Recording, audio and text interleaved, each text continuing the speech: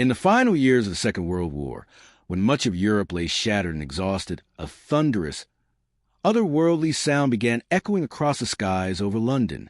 It wasn't the familiar droning of Luftwaffe bombers, nor the whine of dive bombing Stukas. This was something entirely new, a sound that arrived after the explosion. One moment, a sudden, blinding flash. The next, devastation. Entire buildings reduced to dust. Civilians vaporized before they even knew they were in danger. It was as if the Germans had found a way to weaponize silence itself. They called it the WWII, the Vengeance Weapon 2, or simply the V-2 rocket. It was the world's first long-range guided ballistic missile, and it was so advanced that even the scientists who examined it after the war struggled to believe it had been built in the 1940s. For the Allies, the first time they truly understood what they were up against was not when the first V-2s fell on London in late 1944, but when they actually captured one, a rocket that hadn't detonated, a weapon that had somehow landed mostly intact. And when British scientists got their first real look inside, they realized something terrifying. The technology in front of them wasn't just years ahead, it was decades. The story of how that rocket was captured and what it revealed is one of the most astonishing, secret, and game-changing moments of the entire war. It's a story that begins long before the V-2s started falling from the stratosphere. It starts with one man, a young, brilliant German engineer whose imagination was far beyond his time, Wernher von Braun. Even as a teenager, von Braun had a fascination with spaceflight. He devoured the writings of early rocketry pioneers like Hermann Oberth and dreamed of sending humans into orbit.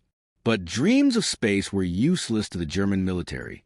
In the 1930s, when Hitler's government began rearming in defiance of the Treaty of Versailles, von Braun's ideas caught the attention of the German army.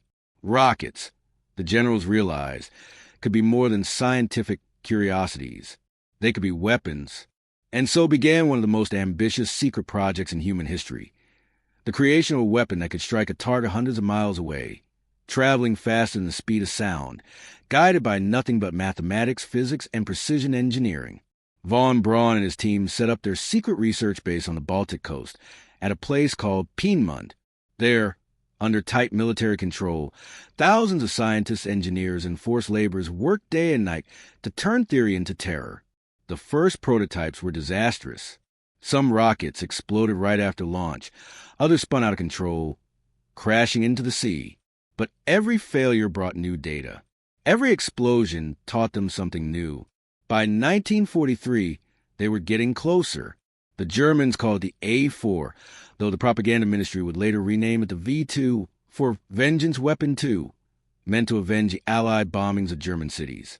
When the first successful launch finally took place, the rocket soared 190 kilometers high, almost touching the edge of space, before crashing down 200 miles away. It was unlike anything the world had ever seen. The weapon had no pilot, no wings, no propeller. It was powered by a roaring liquid-fueled engine that burned ethanol and liquid oxygen, pushing it past the sound barrier, something no aircraft on Earth could yet achieve. But while the Nazis saw the V-2 as a tool of revenge, the Allies saw it as something else entirely, a scientific miracle and a massive threat. British intelligence first heard rumors of these vengeance weapons in 1943, when spies and resistance agents reported strange construction activity in northern France and along the coast. Massive concrete bunkers were being built, unlike anything seen before. The Allies at first believed these were launch sites for some new kind of gun, but as reconnaissance planes flew overhead, they spotted something peculiar: long, smooth, cigar-shaped objects on railway cars. The British Air Ministry wasn't sure what they were seeing. Missiles? Bombs? Or perhaps propaganda, exaggerations meant to scare them. That changed in June 1944, when the first V-1 Buzz bombs, the smaller, jet-powered predecessors of the V-2, began raining down on London. They were terrifying, but at least the British could hear them coming. The V-2, however, was different. It traveled at nearly 3,500 miles per hour, faster than the speed of sound, and could strike from over 200 miles away. There was no defense, no warning siren, no time to hide. The only hope for the Allies was to somehow find one intact, to understand how it worked and find a way to stop it. That opportunity came unexpectedly in 1944, not in London, but in Poland. Deep in the forest near the village of Sarnaki, members of the Polish underground resistance were watching the skies. For months, they had tracked the German secret rocket tests, launched from Peenemünde and landing in a remote test zone called Blizna. The Nazis guarded the area heavily, but one summer day, something incredible happened. A V-2 launch from Peenemünde malfunctioned mid-flight. Instead of exploding on impact, it crashed into the marshy ground of the Bug River. It didn't detonate. It didn't vaporize. It simply got stuck. The Polish resistance realized what they had, a near-intact V-2 rocket, the most advanced weapon in the world. Risking their lives, they rushed to the site, bribed local German guards, and began dismantling the rocket under cover of night. Piece by piece, they hauled sections of its fuselage, guidance systems, and engine through fields and forests. They hid it in barns, under hay, even buried parts underground. Word spread quickly to London through the underground resistance network known as the Home Army. The message was brief but electrifying. They had captured A V-2. In Britain, intelligence chiefs were stunned. They had read reports, seen fragments, even bombed the Peenemünde site months earlier. But this was something else entirely. For the first time, they might get a full, undamaged specimen. And that set into motion one of the most secret, high-stakes missions of the entire war, a daring plan to retrieve the rocket from deep inside Nazi-occupied Poland and bring it back to Britain right under the Germans' noses. Codenamed Operation Most 3. It would become a story of courage, espionage, and extraordinary coordination between the Polish resistance and the British intelligence service. But even before the rocket reached Allied hands, those who saw its wreckage in Poland were left in awe. It wasn't just the size, though it stood over 45 feet tall. It was the precision of its construction. Its gyroscopes, fuel systems, and guidance computers looked like something from the future. When the British finally got their hands on it and began to study it, one scientist whispered, "This isn't 1944 technology. This is 1964. They had no idea just how right he was. Because what they held wasn't just a weapon. It was the blueprint for the next century of warfare. The British called it the most important piece of enemy technology ever recovered during the war. But getting it out of Poland would require something straight out of a spy thriller. In the summer of 1944, as the Red Army pushed westward and the German front lines began to crumble, a small group of Polish resistance fighters, known as the Army of Krajowa, received coded orders from London: secure the rocket parts and prepare for extraction. The operation was codenamed Most 3, Bridge 3. The bridge referred not to a structure of steel and stone, but to a secret air corridor between occupied Poland and Allied bases in Italy. The plan was to fly in a British plane, land on a makeshift field in the Polish countryside, load the dismantled V-2 components, and fly them out, all in a single night. Every step of the mission was a gamble. The area was swarming with German patrols. The resistance fighters could be executed on sight. Yet they pressed on, knowing that what they held could change the entire course of the war. They hid the rocket's engine inside barrels, its guidance system beneath crates of vegetables, its warhead casing disguised as farming equipment. When night fell, they lit hidden lanterns in a triangular pattern to signal the RAF aircraft above. Then out of the darkness, the sound of engines echoed. A British Dakota transport plane, flying low, guided only by moonlight. It landed roughly on a muddy field near Tarnow, its pilots fully aware that German radar could spot them any moment. The resistance rushed forward, loading the precious rocket parts in complete silence. Within minutes, the plane took off again, vanishing into the black sky. By dawn, the Germans had no idea what had happened. The plane was gone. The rocket gone. The operation, against all odds, was a complete success.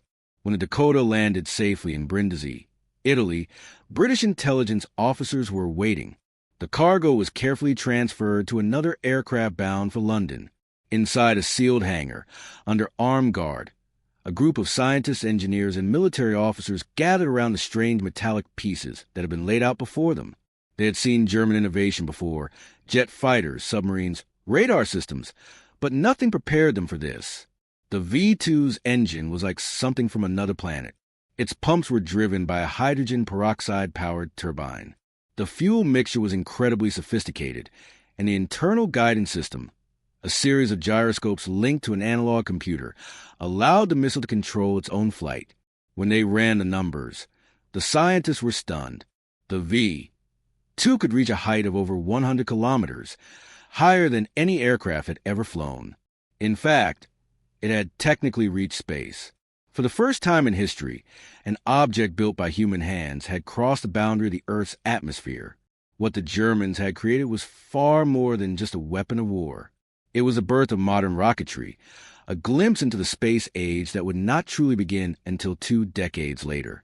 In September 1944, as the Allies continued their advance through Europe, the first V-2s began falling on London.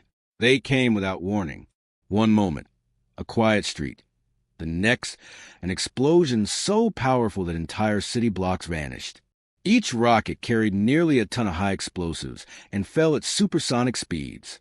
By the time the sound reached the ground, the damage was already done. The psychological impact was enormous. Civilians lived in fear of invisible death falling from the stratosphere. Yet despite the terror, the V-2's military impact was limited. It couldn't be aimed precisely. It couldn't change the outcome of the war. But for the British scientists studying the captured rocket, its significance was something else entirely.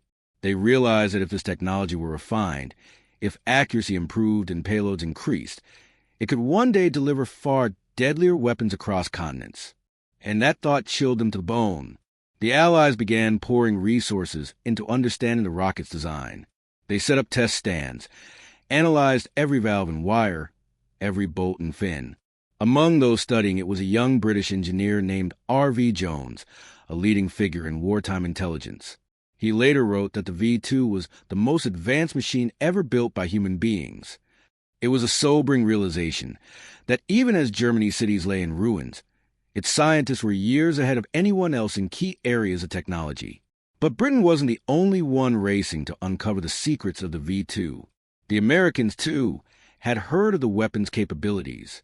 And as the war neared its end, both sides knew that whoever captured the brains behind it, Wernher von Braun and his team, would hold the keys to the future. This led to one of the most secret competitions in history. Operation Paperclip, a covert mission to find, capture, and recruit German scientists before the Soviets did. Von Braun and many of his engineers had already surrendered to U.S. forces, bringing with them hundreds of documents, blueprints, and partially assembled rockets. Meanwhile, Soviet troops stormed Peenemünde, seizing whatever remained. The British, however, had something neither side had possessed at the time, the first-hand experience of examining the V 2 months before the war ended. Their analysis, combined with intelligence from Polish resistance operations, gave them a unique advantage in understanding early missile technology.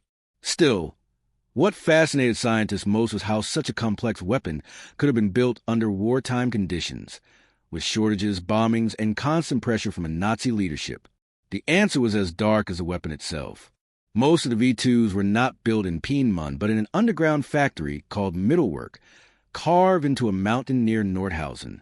There, tens of thousands of slave laborers, mostly prisoners from the Mittelbau-Dora concentration camp, worked in horrific conditions, assembling rockets in tunnels filled with dust, fumes, and fear. For every V-2 that reached London, countless human lives had been lost in its making. Survivors later testified that the tunnels were littered with the bodies of those who collapsed from exhaustion. It was a nightmare production line, hidden from the world. So while the rocket itself represented a leap forward in technology, it was also a symbol of how genius and cruelty had intertwined in Nazi Germany. Even so, the Allies couldn't ignore the scientific value of what they'd found. British and American engineers began replicating tests, creating hybrid designs based on the V-2's principles. These experiments would eventually evolve into early space research programs. Few at the time realized that the same rocket that rained terror on London would, just 2 decades later, inspire the rockets that carried humans to the moon. In one report filed by British scientists in late 1945, a line stood out. "We are witnessing the dawn of a new era, the era of spaceflight. The Germans have given us a glimpse of what is possible." They were right. The V-2 was not just a weapon, it was a prophecy. By the spring of 1945, The war in Europe was collapsing around Germany. Allied bombers filled the skies. Soviet tanks rolled in from the east, and Hitler's once mighty empire was reduced to rubble. Yet beneath the chaos, an invisible race was already underway. Not for land or victory, but for knowledge. The V-2 rocket had changed everything. For the first time, mankind had touched the edge of space, and every major power knew that whoever mastered this new technology would dominate the next century. As British and American troops swept across Germany, special intelligence teams, known as T-Forces, fanned out behind them, searching not for generals or soldiers, but for scientists, blueprints, and rocket parts. They carried lists of names and locations, many drawn from earlier British intelligence reports that began with the captured Polish V-2. At the top of every list was one name, Wernher von Braun. When Allied soldiers finally reached Peenemünde, they found a shell of its former self. The test stands were cratered by bombing runs, laboratories burned, documents scattered. But evidence of what had been built there was undeniable. Massive concrete bunkers, twisted metal frames of rockets, and remnants of engines that had once defied gravity. The British engineers who arrived to inspect the site were awestruck. Here was the birthplace of modern rocketry, hidden behind barbed wire and secrecy. One officer later wrote in his report, "We felt as though we were standing at the threshold of another world." But von Braun and his top scientists were gone.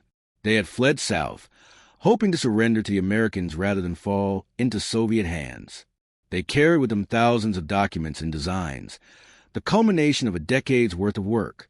When they finally surrendered in the Bavarian Alps, von Braun famously told his captors, "We wanted to build a spacecraft to reach the stars, but we found ourselves building a weapon instead." The Americans wasted no time. They secretly transported von Braun and more than 100 of his engineers to the United States under Operation Paperclip, giving them new identities and a second chance, not as enemies, but as collaborators. While the British had been the first to physically study a captured V-2, it was the Americans who would take that knowledge further than anyone imagined. At the White Sands Proving Ground in New Mexico, they began launching modified V-2s brought over from Germany. Each rocket reached higher and faster than before. Scientists from both the U.S. and Britain observed the tests with fascination. Cameras mounted inside the rockets captured the first ever images of Earth's curvature, proof of something only imagined before. The weapon that once brought death to London was now opening the door to space. But even as this new frontier began to unfold, darker memories lingered. The British and Polish agents who had risked their lives to capture the first V-2 never forgot the human cost behind it. Thousands had perished in its creation, most of them forced laborers at the underground factory in Middlework. When British officers entered that facility after the war, they were horrified. The tunnels stretched for miles, cold, damp, and filled with evidence of human suffering. There were rows of corpses, wooden bunks, and rusted tools. The air reeked of death. It was a chilling reminder that progress and cruelty had walked hand in hand in Nazi Germany. One engineer, holding a fragment of a V-2 engine, wrote in his journal, "This metal flew higher than any man has ever gone. But at what cost?" The war had ended, but its technological legacy was only beginning. In the years that followed, both the United States and the Soviet Union began pouring billions into rocket research.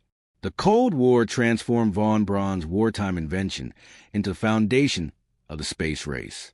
The Soviets, who had captured their own V-2 parts and German engineers, quickly built replicas and improved upon them.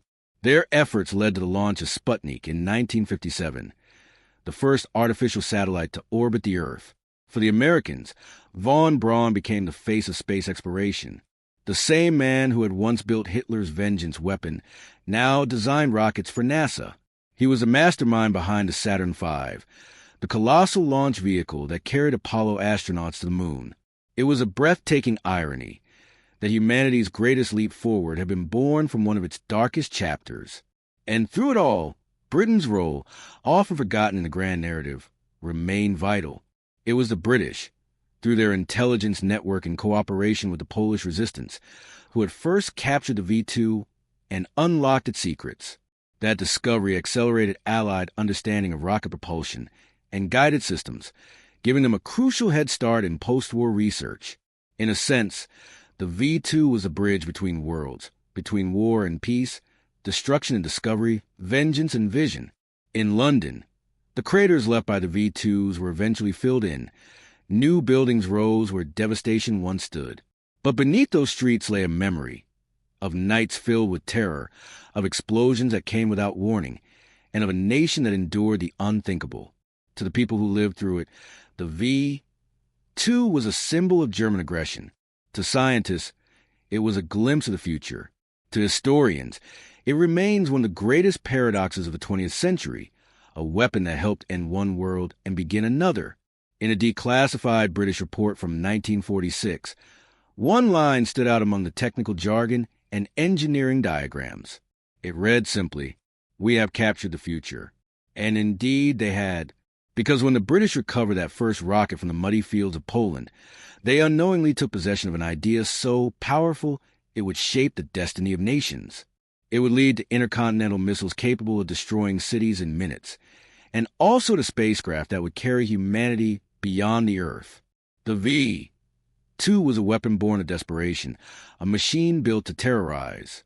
But in its wake, it became the foundation of spaceflight, the seed of exploration, and the proof that even in the darkest of times, human ingenuity could reach for the stars.